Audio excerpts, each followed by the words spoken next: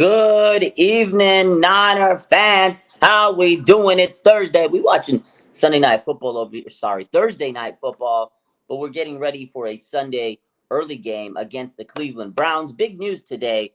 I'm sure you guys have heard. Big news today. We're going to talk about Deshaun Watson was officially ruled out for Sunday's game against the 49ers, according to Jacina Anderson. Over the last few days, we've heard reports Watson's dealing with the shoulder injury that he suffered a couple of weeks ago. He had the bye week, still not ready to go. The 49ers don't have to play Deshaun Watson. It looks like P.J. Walker, yeah, that's right, P.J. Walker is in line to start Sunday.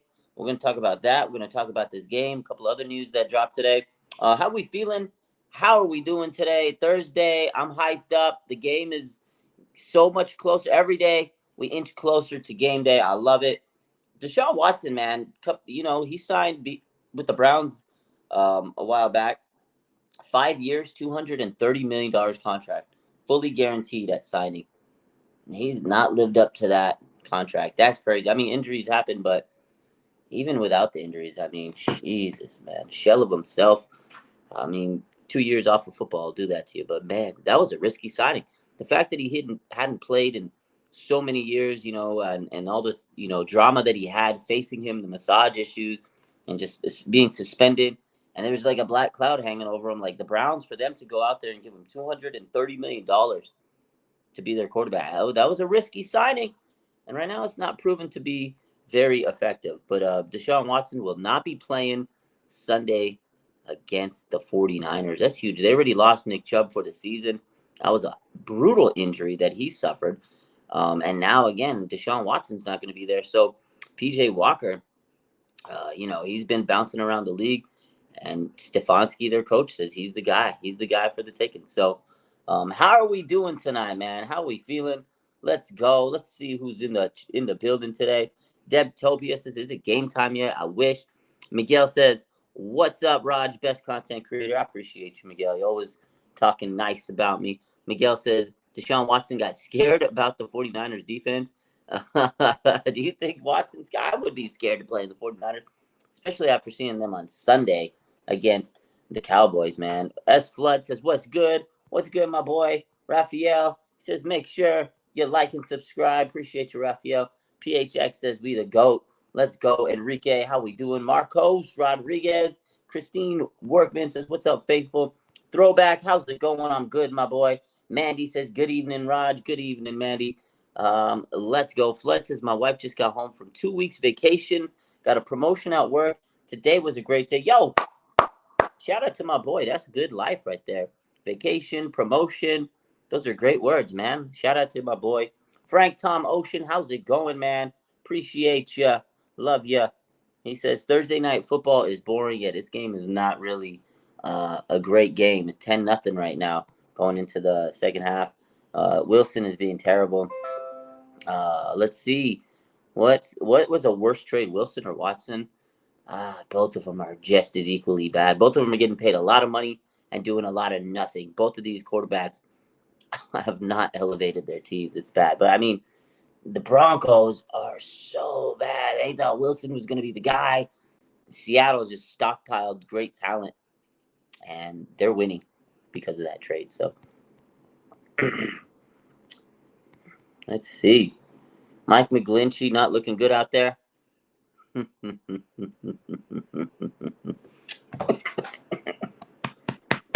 Oh, sorry about that. Yeah, Mike McGlinchey's not looking great out there. But you know what? It's not our problem anymore. And Deshaun Watson is not our problem this week. Let's talk about that, right? So 49ers, I guess I really wouldn't say you dodged a bullet. Again, Watson really has been ineffective, right? It's not like he's really done much over the last couple of weeks with the Browns. So here's everything we got to know about Deshaun Watson. Again, all week he's been dealing with the shoulder, right? With the shoulder contusion, rotator cuff contusion. He was day-to-day a couple of days ago. Tom Pelissero reported, but it does look like it might be more serious than they expected. So again, Cleveland Browns quarterback Deshaun Watson, he missed last week's matchup week 4's matchup with the Baltimore Ravens due to a shoulder injury. He had week 5 to rest up. They had a bye early. The Browns had a bye week last week, week 5. but he's still not ready. So, according to Jacina Anderson, obviously, like we said, Watson will not play Sunday when Cleveland hosts the San Francisco 49ers. He missed practice this week on Wednesday and Thursday. They reported that he was day-to-day with the rotator cuff contusion, but now they officially just said he's out. So I think that they knew, having 2 days of missed practice and missing last week, the last game they played, I think they just were, saying he's not even going to be able to make it on Friday. Let's just call a spade, and that's what happened. And their head coach, Kevin Stefanski, said if Watson couldn't play, this was on Wednesday, that veteran PJ Walker will be elevated from the practice squad ahead of the game. So that's crazy. They did draft the rookie Dorian Thompson-Robinson, and he played a couple of weeks ago when Deshaun wasn't able to play. So I thought the rookie was going to be in line to play. But again, a couple of days ago, they said PJ Walker is going to be able to play and start in his place. So they're going to see what the veteran could do. The coach says, I just felt like it was the right decision for the team. This is what he has said about making Walker the backup to Watson before Watson was ruled out. He said, I think PJ's been here now for a month plus, getting better understanding of what we do, but just felt like it was the right decision. So I think they just want to go for the veteran. DTR, Dorian Thompson-Robinson, I think he definitely has a good future for Cleveland, depending on what happens with Watson, but he doesn't look like he's ready to be the backup role in the regular season. In the preseason, he was great, but after that first game, I think the coach said, okay, yeah, we need to pull the brakes on DTR right now and see what PJ Walker can give us. So big spot for PJ Walker against the 49ers. The 49ers defense is starting to click even more and more. They just signed they traded for Randy Gregory last week. He looks like he's on pace to play. We've seen him in practice. Nick Bosa is starting to become Nick Bosa. Fred Warner is becoming even more of a dog, and this defense is just looking relentless. So it's going to be a long night for PJ Walker. Now, there was a little bit of an injury update for the 49ers. Unfortunately, Dre Greenlaw, I guess he didn't practice yesterday, but Kyle Shanahan today on KNBR did say that he missed practice today. He's got a little bit of a hamstring issue. He says he's going to hopefully give it a go tomorrow. But hamstring issue is a little tricky, right? 49ers do have good young linebackers. They got D. Winters. They got Jalen Graham. Oren Burks played really good last week, and he's been solid. So I think if Dre Greenlaw is unable to go and practice, instead of forcing him, it looks like Dre Greenlaw may not. We'll see. We'll see how practice looks like tomorrow. But with a couple of days before the game, dealing with the hamstring issue, it might be best case to keep Greenlaw on the bench this week and not play him. I feel like the Niners can still win without Greenlaw.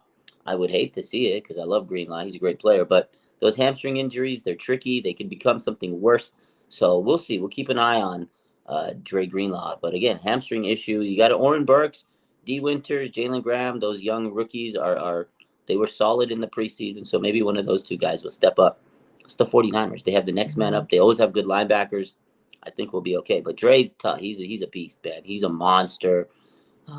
This guy is. We all love Dre. As Niner fans, he doesn't get the pub that he should. He's kind of overshadowed by Fred Warner. If Dre Greenlaw was on any other team, he'd be a linebacker one. He'd be the best linebacker in the league, other than Fred Warner. You know what I mean? Like, that's how good Dre Greenlaw is. He is. It's just fun to have them both. It's just fun to have them both on this team. They're so good, man. And they got respect for each other. They're great teammates. They're like brothers. It really is like a Patrick Willis, Navarro Bowman vibe. Like, they hyped each other up. They gave each other compliment. Like, they fed off of each other's energy. And Navarro Bowman and Patrick Willis were a great duo. And now you got Fred Warner and Dre Greenlaw, and they're such a great duo.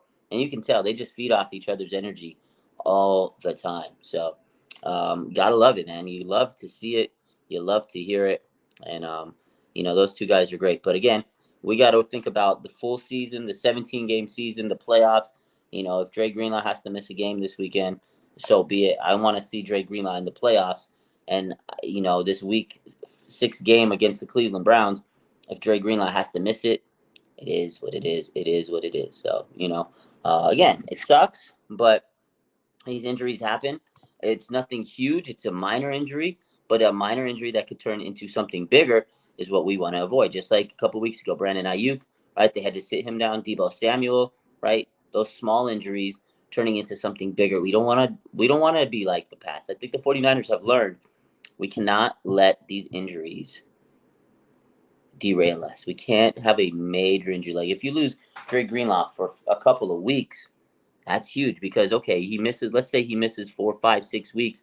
Now after 4, 5, 6 weeks, he has to get back in shape. The injury is going to be lingering, and it really affects his production. And then somebody else is going to have to step up. Hopefully, they can, be as effective as Greenlaw. So, if it takes 1 week to prevent a major injury, so be it. But again, we'll keep an eye on this story as time moves on. Tomorrow's one more practice, and you have Saturday, and then it's Sunday's game day. And the 49ers may elevate some players from the practice squad, which they always do on Saturday if they need to. So let's see. My man Rick Diaz says, I can't wait till Sunday's game. I'm not too far away. Let's go, man. That's good stuff.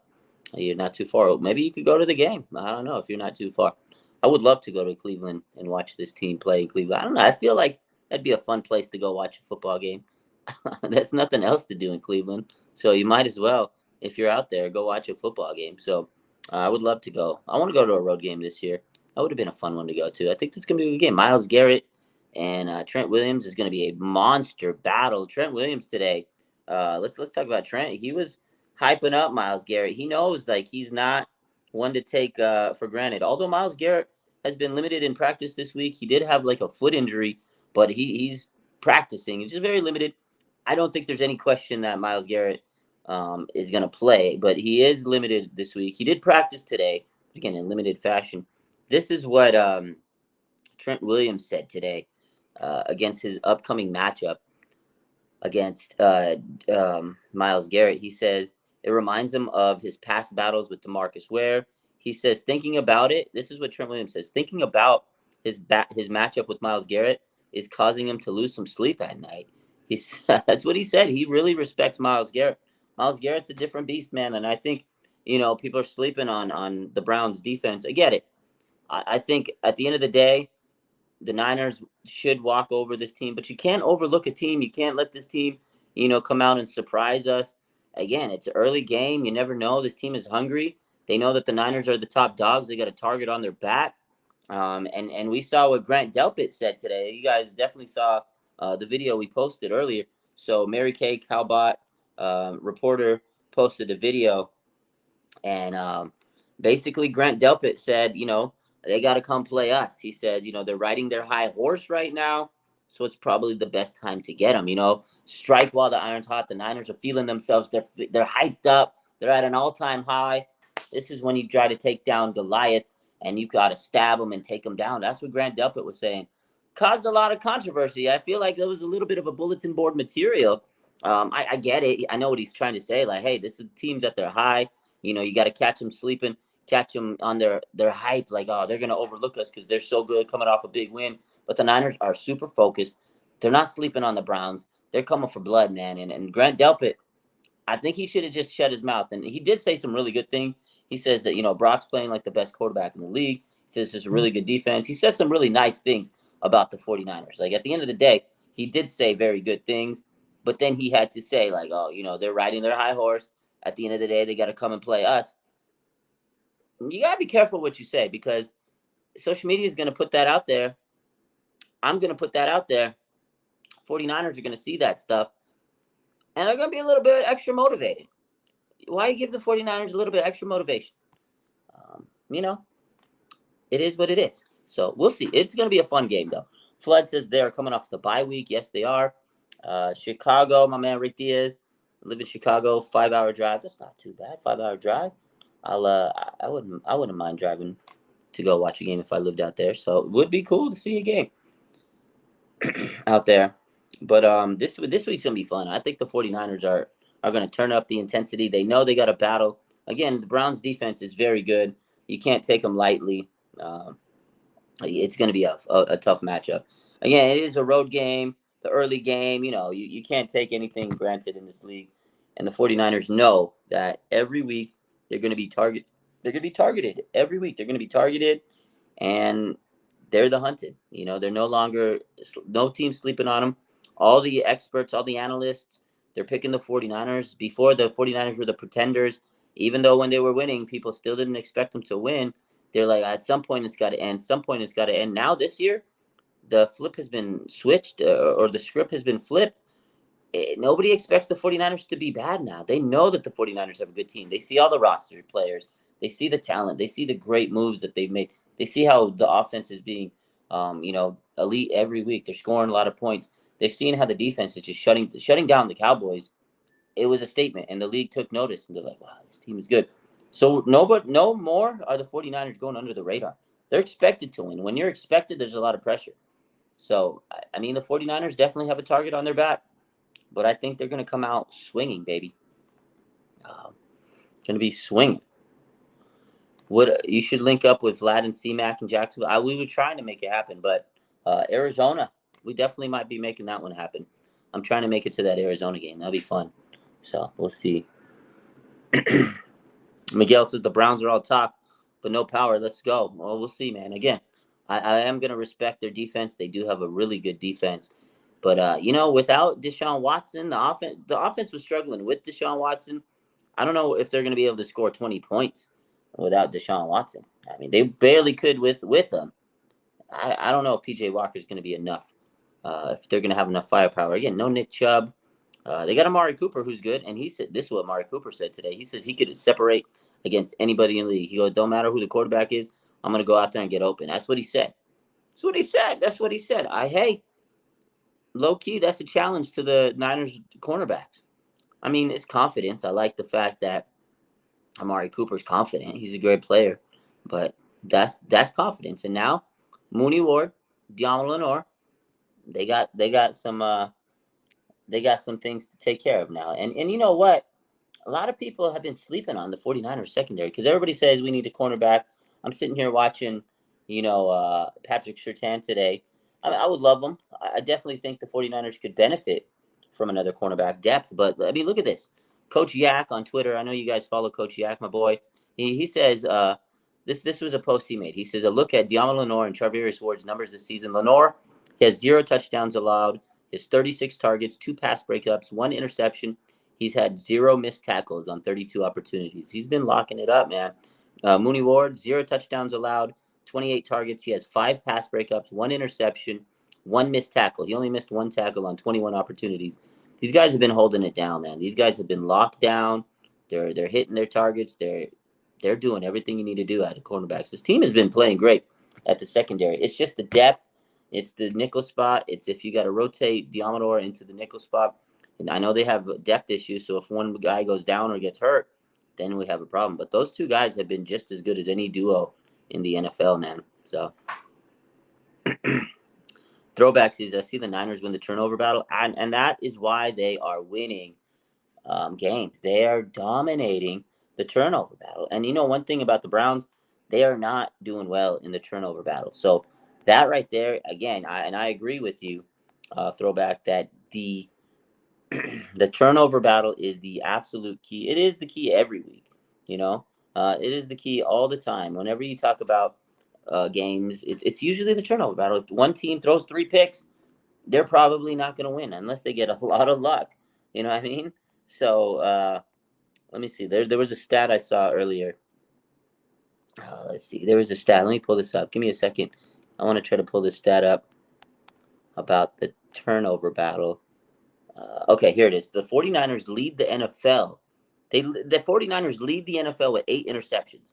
So for everybody saying that secondary is not good, the 49ers have 8 interceptions. So the turnover battle has been definitely won on every game by the 49ers. No wonder they're 5-0, right? And like I said, Mooney Ward and Dion Lenore have been locking it down.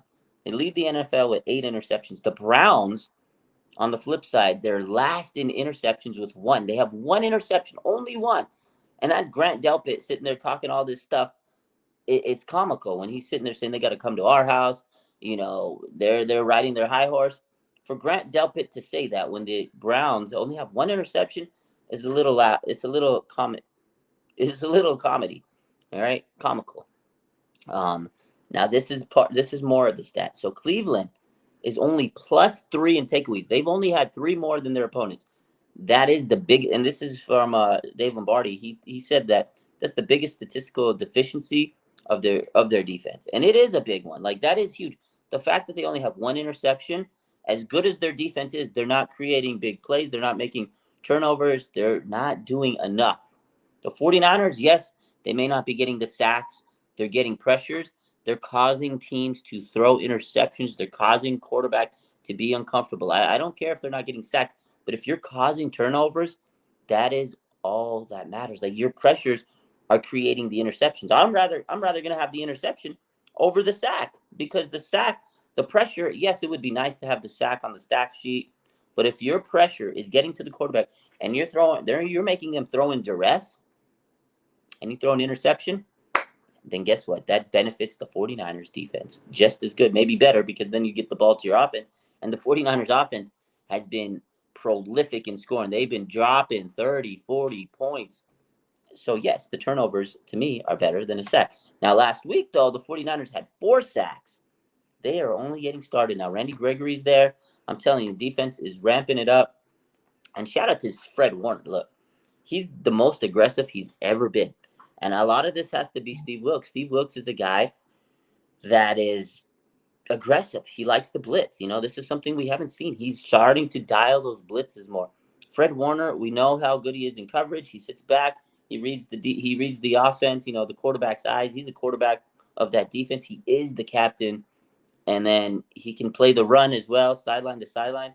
But now you have Fred Warner. You're pulling him in and blitzing. He's coming in and blitzing now. Fred Warner is like a pass rusher now. He's playing pass rush. He's dropping back in coverage. He's playing the run. He's a complete defensive player. And that is dangerous, ladies and gentlemen. And that is why Fred Warner has taken his game to another level.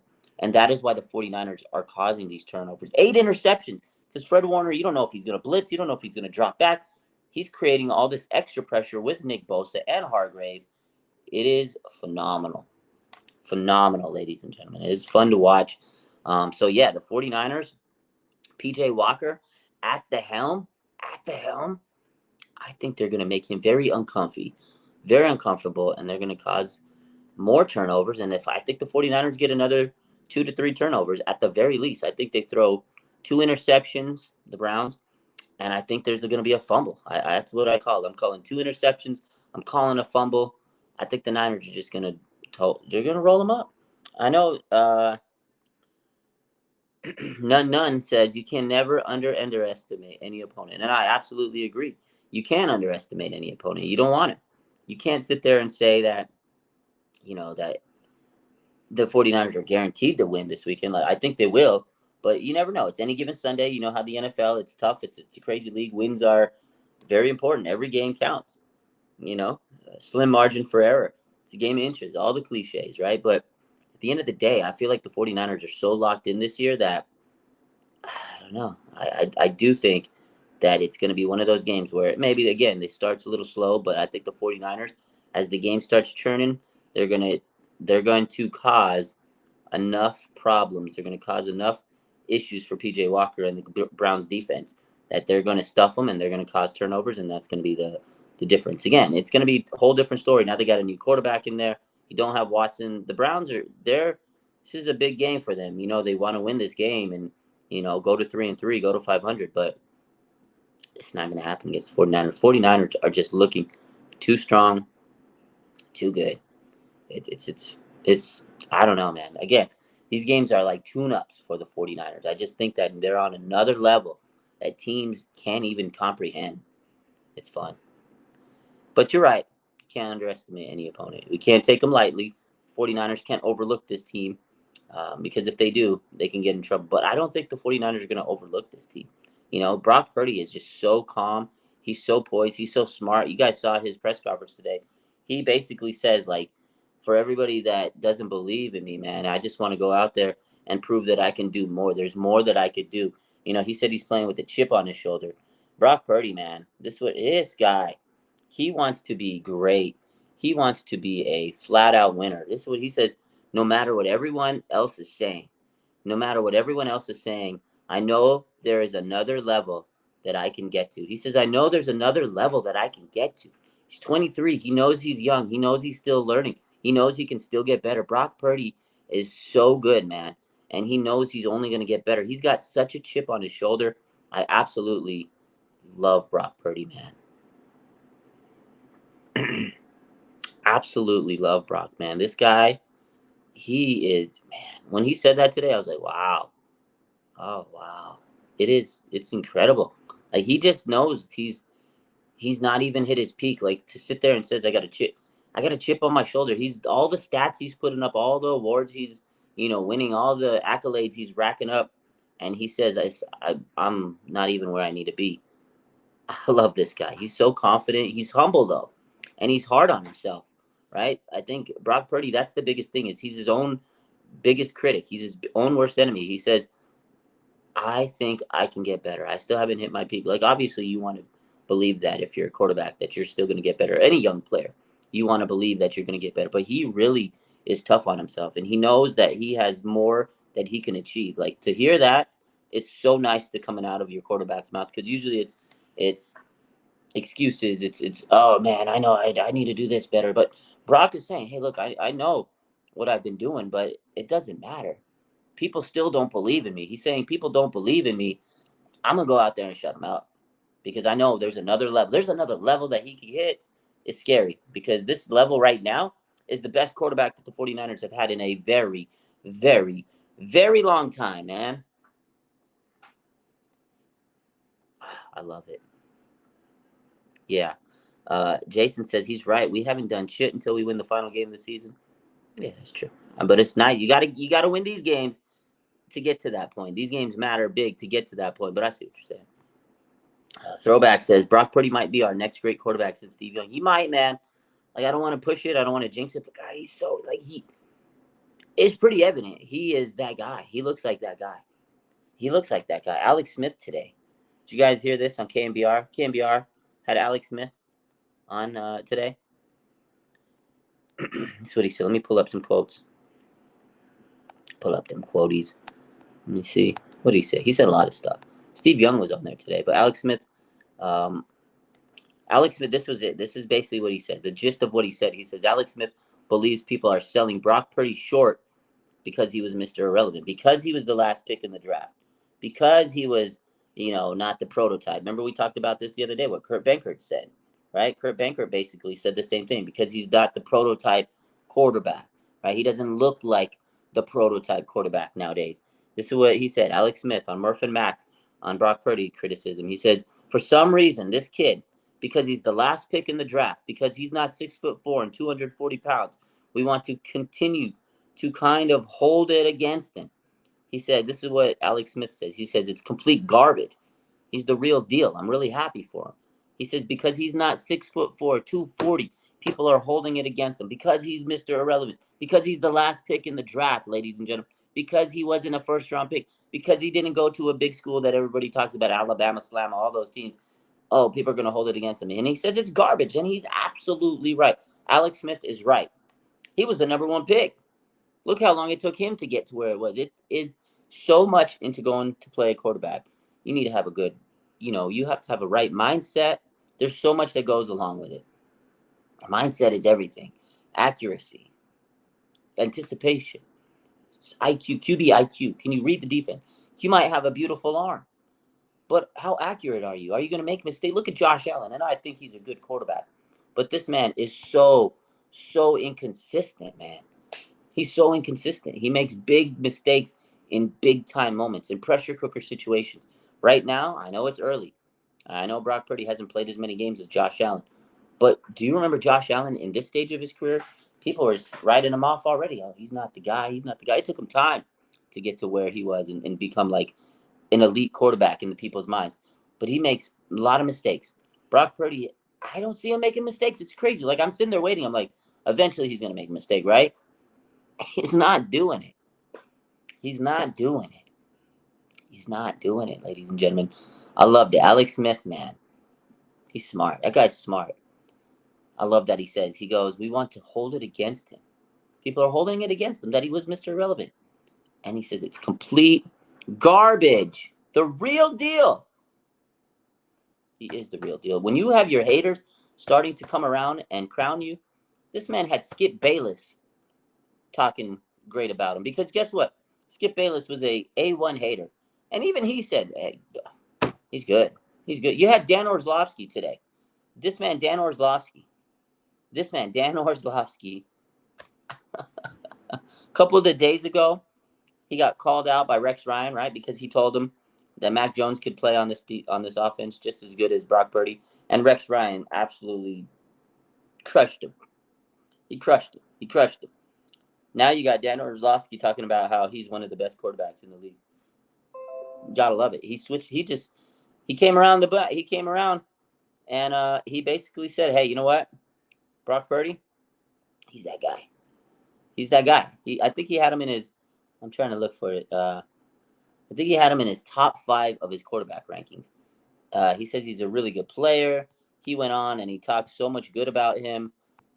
He called him how he basically switched up today. He had Dan Orlovsky has Brock Purdy as the 4th best quarterback in the league now. 4th best. This was Dan Orlovsky today. He said he's the 4th best quarterback. A couple of weeks ago, a couple of days ago, he wasn't singing those tunes. Now Dan Orlovsky's talking about how Brock Purdy's the number 4 quarterback in the league. These people are coming around, ladies and gentlemen. These people are coming around. Brock Purdy is silencing his haters, and he's making them look silly. Eventually, Nick Wright will come around. He's the biggest tool of them all. Steve Ruiz. Those 2 guys are idiots. But eventually, all these haters, at some point, they're going to have to recognize.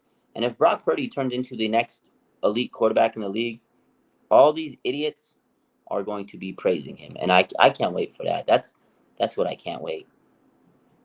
Jason says, Nick's from KC. Of course, he's going to be a homer. Yeah, I mean, I kind of expect it. But eventually, he's going to turn around, and the story's going to be a whole different. He's going to switch the narrative. My man Flood, this is a good point. He says the Niners need to avoid playing at the level of their opponents. They're on a whole nother level, need to show it on Sunday. Yeah, typically in the past, I feel like the 49ers do play teams at their, they kind of played teams of lower competition at their level. They play down to competition, and that's gotten them in trouble in the past. You're like, God. Like, they lost to Atlanta, right? They've lost to some teams over the years that you're like, how did they lose to those Rudy Poos?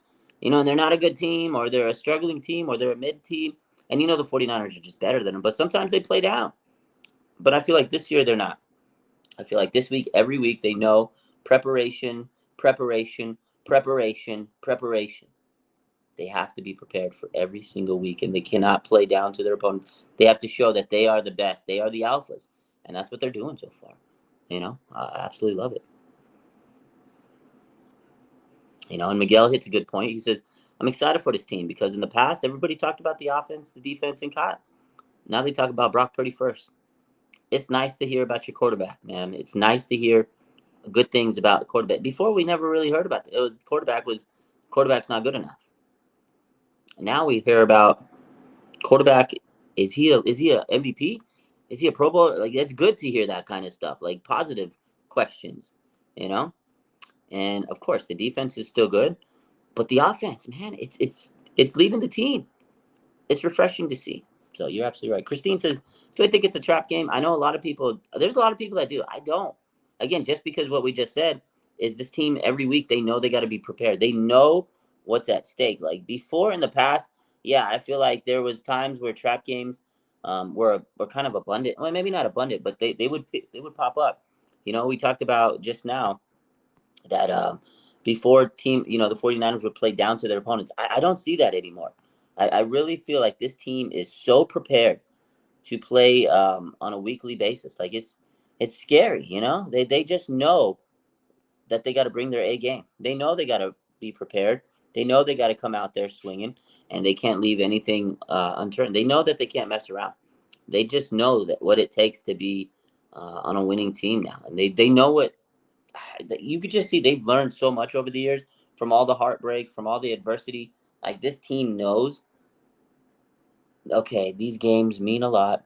We just have to take it one week at a time. As cliche as it sounds, I think they've really focused every week, and it's a different game plan, and they're not looking ahead. They know they got a long road to get to where they need to go. They're looking to get to the Super Bowl, and in order to get that is week by week preparation.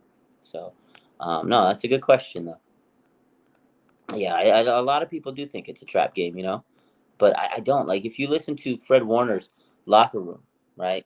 His locker room speech, like what he said was just like, wow. He says what he's saying, what Kyle's saying, what these guys are putting out in social media, and they're not talking any nonsense every week.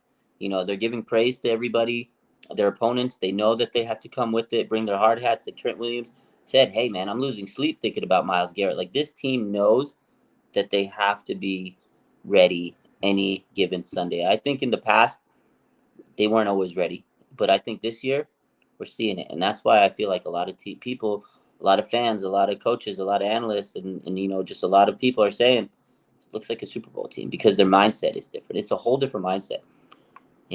Fred Warner says when opportunity meets preparation this week, they know what it takes. They know what's at stake, and it's a different feeling. We all keep saying it's a different vibe, but I really do feel that this year. All these guys, they got so close. And in the past, I felt like there's more trash talking by this team leading up to games. Now they'll talk, but after the game, after other teams say some stupid stuff, and then they're gonna get asked questions, and they're gonna respond the way they need to. So, definitely love this team this year, man. Whew, it's a great vibe right now. It's a great vibe.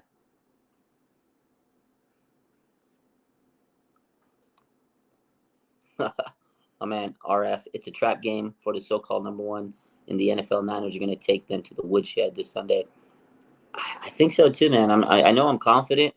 I know I've been pretty confident all week, but I just feel like this team is different, man. They're built different this year. They're going to take. I think ultimately it's going to be a big win for the 49ers. We'll see. I mean, I know Cleveland has a good offense, but I'm not worried about it. Or not a good offense, a good defense. They got a great their defense coordinator, Schwartz. He has a good history against Kyle. I think he's 8-0 against Kyle. You think that's not in the back of Kyle Shanahan's mind? You think playing Jim Schwartz isn't in the back of Kyle Shanahan's mind? I know for a fact that Kyle's probably taking this one personally. I think he's going to take this one on and dial up a beautiful offensive game against Cleveland. It's a revenge game for Kyle. He used to be the coordinator, offensive coordinator for the Browns. He wants to go in there and say what's up and show what's up to these boys, to Cleveland. This is one of the first starts he got in there. One of early Kyle Shanahan. This is early Kyle Shanahan. He wants to come out there and show, look where I am now. I used to be your offensive coordinator. Look at me. And Schwartz owns Kyle over the years. I'm not gonna lie to you. Kyle's the one. This is personal for Kyle. I think it is, and I think he's gonna come out with a mission to drop 30, 40 points on Cleveland, because you know what? Everybody this week is saying, oh, Cleveland's the best test. They're a good defense. They're the best defense the 49ers played. They said the same thing last week about the Cowboys. Oh, the Niners have a real test. They're playing a real defense. Is Kyle Shanahan and his offense the real deal? You guys saw what happened against the Cowboys. I think they're going to come in with the same energy. 8-1. Okay, I thought it was 8-0. 8-1. I was close. Miguel says, how's the new house treating you? When am I going to have my 49er back stuff? Yeah, soon. Hopefully this weekend. I'm going to finish everything this weekend. I had some stuff I had to wait on putting up and unpacking because I haven't. It's my daughter. She's at her mom's this week. So a couple things that she has, and some of the boxes are in her room. I didn't want to mess with it. You know how teenage girls are. You got to wait. So I said, I'm going to wait on a couple boxes, and some of those things are in her room. I didn't want to move stuff. You know how teenage girls. I would give her privacy. And I don't want to mess with stuff that's in her room. So I put a bunch of boxes in that room, but I didn't want to go in there and take stuff out because I'm a good dad. I respect her boundaries. So anyways, hopefully this weekend we'll have it finished and we'll have it all set up. But yeah, the house is treating me well. My man Flood says, Kyle hasn't even got past page 1 of the playbook. I don't think people have seen this offense at its full peak, which is scary. Now that he has a quarterback that he understands, that trusts the offense, that understands everything that Kyle needs him to do, it's going to get opened up every single week. We're going to see more and more and more and more and more, ladies and gentlemen. And just like the defense, they haven't hit their peak. Fred Warner said it. He said they haven't hit their peak this week. They're only going to get better. It's scary. Scary, man. Yeah, you got to give them teenagers that privacy, man.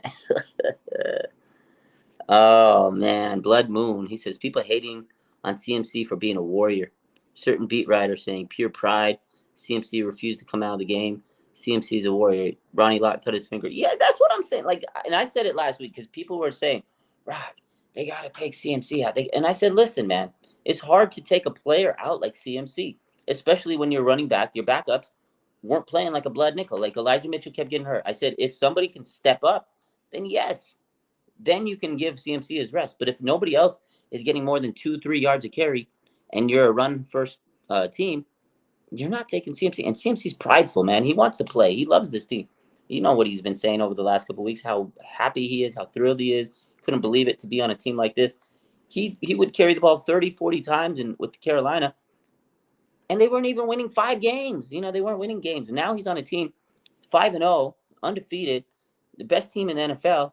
He loves it, man. He wants to be that guy. He wants to be the heart and soul of this offense. He wants to be an MVP, I'm sure, or Offensive Player of the Year. It's great for him. This is what he's trained his whole career for. And he says, look, I don't want to come out. I don't have a problem with it. So why do other people have a problem? Well, I get it. We don't want him to get hurt, this and that. But if your other running backs aren't pulling their weight, CMC is going to keep going out there because he's a baller. Thank God Jordan Mason last week finally decided to, Kyle gave him the ball and he took advantage of his opportunity. Shout out to Jordan Mason. Had a hell of a game. But Elijah Mitchell couldn't last 10 plays.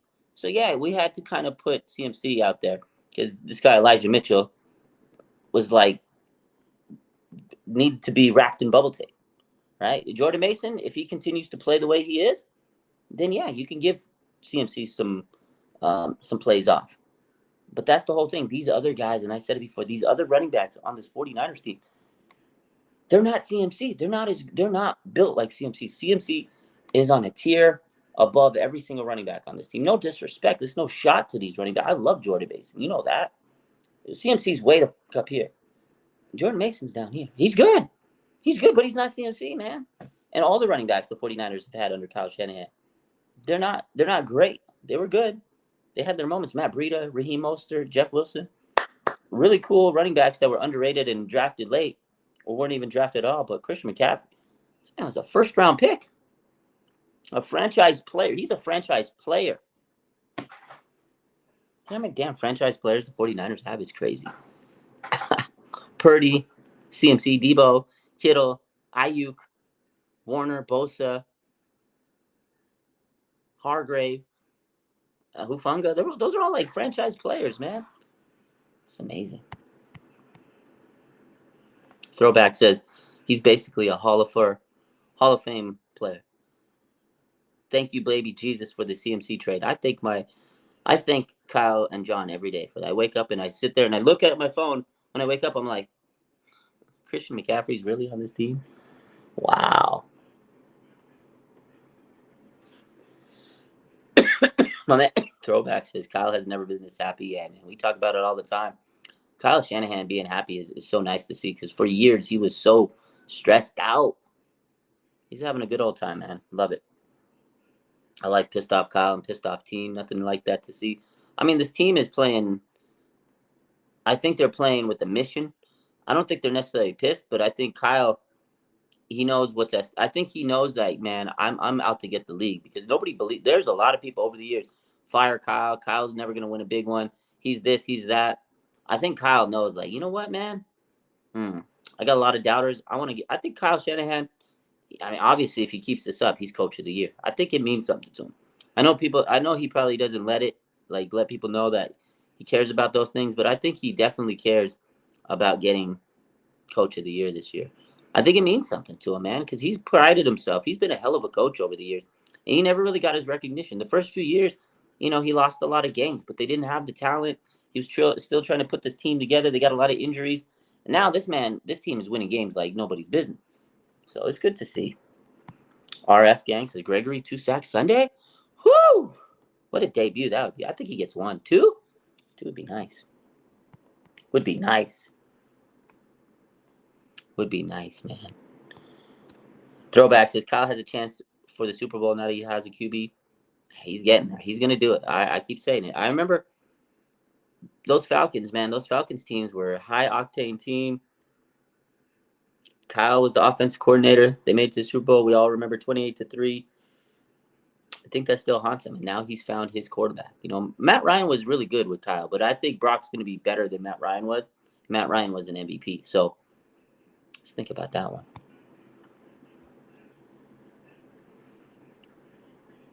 Blood Moon saying, hearing Brock give me chills. When he spoke, he has another level. Yeah, we talked about that earlier. I love that. When he just says that he knows he can still get to a higher level, it's like, damn, Brock. This kid is really about business, man. This young man, Brock Purdy, wants to be great.